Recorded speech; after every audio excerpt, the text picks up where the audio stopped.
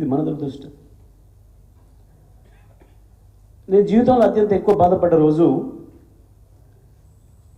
కేసీఆర్ గారి పైన ఇతర పార్టీలు పోటీ పెట్టిన సందర్భంలో గజ్వేల్లో.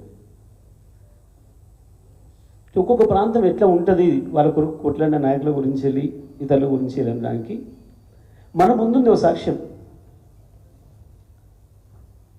నాగార్జున సాగర్ని కిందికి తీసుకుపోయి 19 కిలోమీటర్లు తెలంగాణకు ద్రోహం చేసి, నల్గొండ జిల్లాకు ద్రోహం చేసి, కృష్ణా జిల్లాకు నీళ్లు తీసుకుపోయినందుకు ఒక ఇంజనీర్నే ఏకగ్రీవంగా ఎంపించేసి కేంద్ర మంత్రిని చేయడానికి రికమెండేషన్ చేసింది అప్పటి ఆంధ్రప్రదేశ్. ఒక చిన్న పనికి 1,00,000 ఎకరాలకు నీళ్ళు ఇచ్చినందుకు, అది కూడా తీవ్రంగా కరువు బారిన పడి దెబ్బతింటున్న తెలంగాణలో ఒక ప్రాంతానికి అన్యాయం చేస్తూ కింది తీసుకుపోయి ఇచ్చినందుకు గంత పెద్ద బహుమానం ఇచ్చింది ఆ ప్రాంతం. కానీ తన ప్రాణాన్ని పణంగా పెట్టి ఈ పదవులు గిదవులు వదలడం అనేది చిన్న విషయం కేసీఆర్ దృష్టిలో. ప్రాణాన్ని ప్రాణంగా పెట్టి తెలంగాణ తీసుకొచ్చి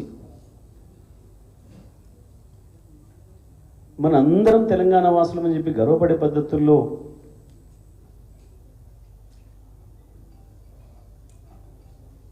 కాదు రాదనుకున్న తెలంగాణను సాధించిన ఒక యోధుడికి ఈ రాష్ట్రంలో ఉండే పార్టీలు ఇచ్చిన గౌరవాన్ని చూసి నేను బాధపడుతుంటాను. చాలా సందర్భాల్లో నేను అదే మాట్లాడాను. వెంకన్నతో మాట్లాడినప్పుడు కానీ, గౌరీతో మాట్లాడినప్పుడు కానీ, ఇతర సాహిత్య మిత్రులతో మాట్లాడుతున్నప్పుడు కానీ,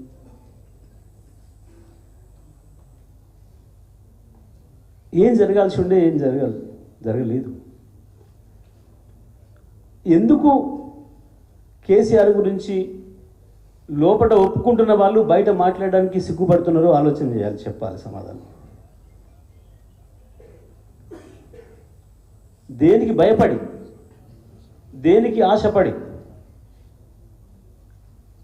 ఎందుకు కేసీఆర్ గురించి రాయాలంటే, కేసీఆర్ గురించి మాట్లాడాలంటే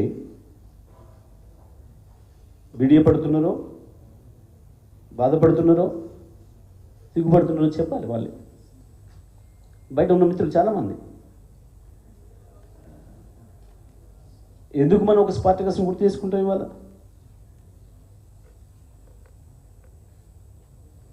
ఎందుకు ఒక మార్క్స్ని యాద్ చేసుకుంటాం? ఎందుకు ఒక లెనిన్ని యాద్ చేసుకుంటాం? ఎందుకు ఒక మావోని యాద్ చేసుకుంటాం? ఎందుకు గాంధీని, అంబేద్కర్లను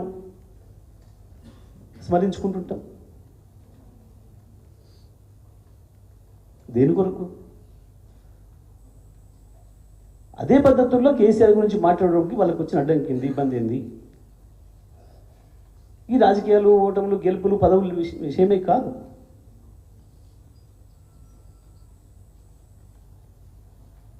చిన్నది ఈ ఓటమి అనేది.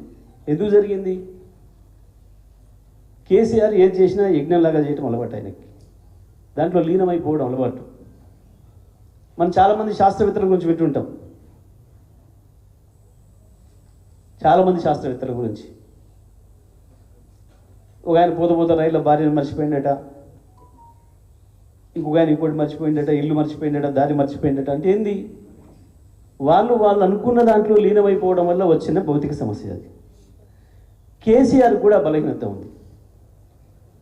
తెలంగాణ రాష్ట్ర ఉద్యమం సందర్భంగా ఏది గుర్తులేదు ఆయనకు ప్రపంచంలో, తెలంగాణ అంశం తప్ప. రాష్ట్రం సాధించిన తర్వాత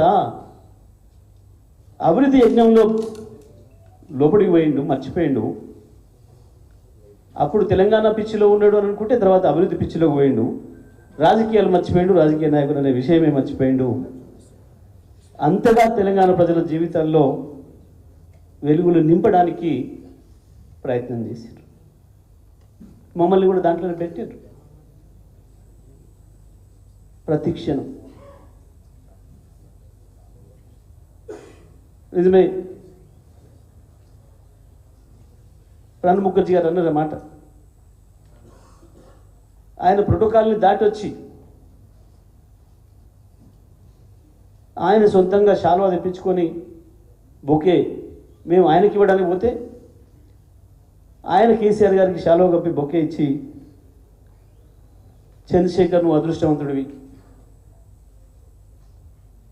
నీ ప్రపంచం మొత్తం చదివిన నేను అనేక ఉద్యమాలు చదివిన, దేశాల స్వతంత్రాల కొరకు జాతుల విముక్తి కొరకు జరిగిన అనేక పోరాటాలని చరిత్ర చదివిన, తనే ప్రారంభించి ఆ లక్ష్యాన్ని చేరుకున్న వాళ్ళు అతి తక్కువ మంది ప్రపంచంలో, అందులో నువ్వు ఒకడివి.